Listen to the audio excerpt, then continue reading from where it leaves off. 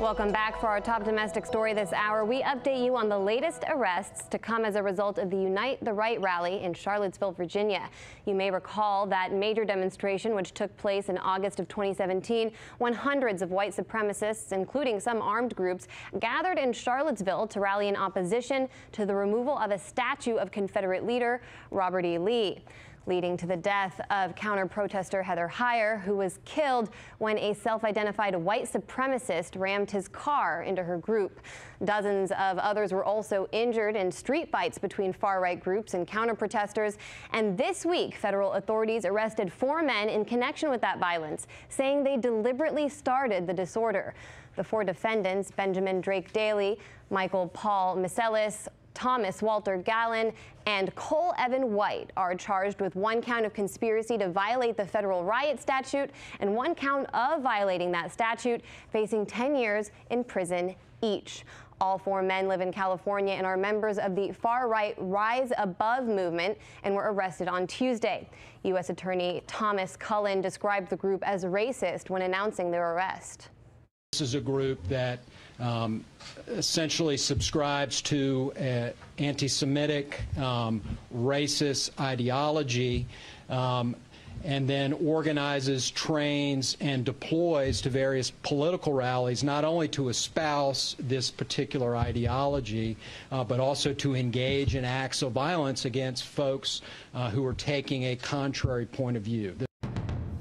With Charlottesville in question, we're joined now by Sputnik web writer Alex Rubenstein. He attended that rally and just narrowly missed getting hit by the same car which killed Heather Heyer. He tweeted this morning, quote, "Whenever Charlottesville is trending, I think about this picture I took." You see the photo there of police guarding far-right demonstrators. So, Alex, why is this photo important to you, and what do these arrests tell us about what happened on that fateful day? Specifically, for example, when we think about how some in the media struggled to characterize these protests. Well, first of all, what that photo tells me is it characterizes how everything throughout the day played out.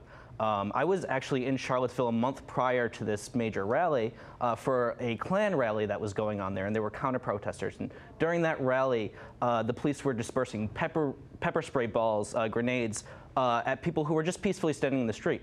Now, a month later, with this neo-Nazi rally, the police were totally hands-off. There's a lot of people who believe that the police were kind of hoping for violence to happen so that they could shut down the rally, declare the area unsafe, and get everybody out of there.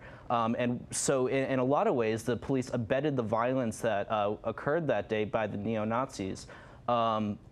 As far as the media struggling to characterize them, it's really kind of despicable because, you have this, are they alt-right? Are they white supremacists? Are they white nationalists? Are they neo-Nazis? Well, I mean, at the end of the day, they're all fascists.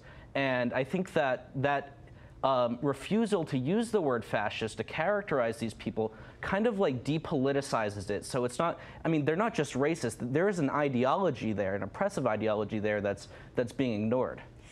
And we've learned now that one of the arrestees, a member of this far-right white supremacist group, also happened to be an employee of defense giant Northrop Grumman. They say they fired him after they learned of his involvement in the protest. But do you think there's a link to be made between perpetual war, the military-industrial complex, and the kind of violence we saw in Charlottesville? Absolutely. I mean, for example, you just have to look at who their targets are. It's brown people, it's people from other countries, it's Muslims primarily. Also, the neo-Nazis, they don't like Jews, but they're happy with Israel because Israel keeps the Jews in Israel and out of their countries. That, and then there's an economic level to it too. It's the austerity policies that we see characterizing this world order that we have basically fuel far-right populism. And so there's, when it comes to economic warfare, there's also that link. Right, and these men specifically belong to a group which is part of a wider network of supremacist organizations which operate nationwide.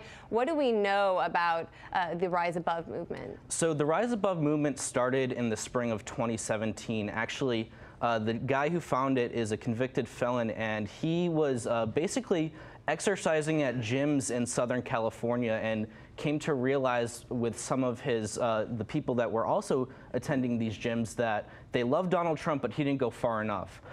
So what this guy did is he started recruiting from another neo-Nazi gang called the Hammerskins. And the Hammerskins are notoriously violent. One of the members from the Hammerskins that joined brutalized a Jewish man in a park for no reason whatsoever. And basically RAM it's a lot smaller than a lot of these other white supremacist groups.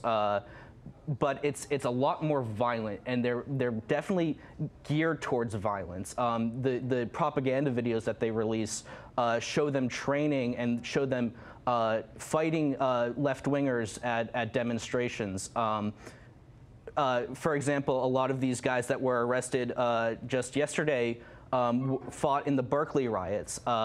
In Charlottesville, they brutalized and bloodied female counter-demonstrators.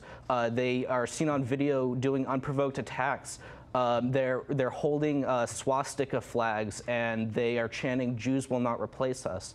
And actually, this year, several members of the RAM organization actually went to a far-right rally in Germany to celebrate Hitler's birthday. Wow, that's remarkable. Do we have any idea, just very briefly, how prevalent these types of groups are in the United States? It's hard to say how prevalent they are, but they kind of like have dual purposes. So like RAM, for example, or what's called the Atomwaffen Division, are like kind of small paramilitary style organizations that kind of serve as like the foot soldiers for the wider umbrella neo-fascist organizations like the now defunct Traditionalist Workers' Party, the National Policy Institute run by Richard Spencer, that kind of thing. All right, we'll have to leave it there now. Alex Rubenstein, web writer for Sputnik, thanks a lot. Thank you. Hey YouTube, thanks for checking out our channel. We hope you enjoyed the video. We have tons of content for you just like this. For more of RT America's one-of-a-kind news and analysis, be sure to subscribe and never stop questioning more.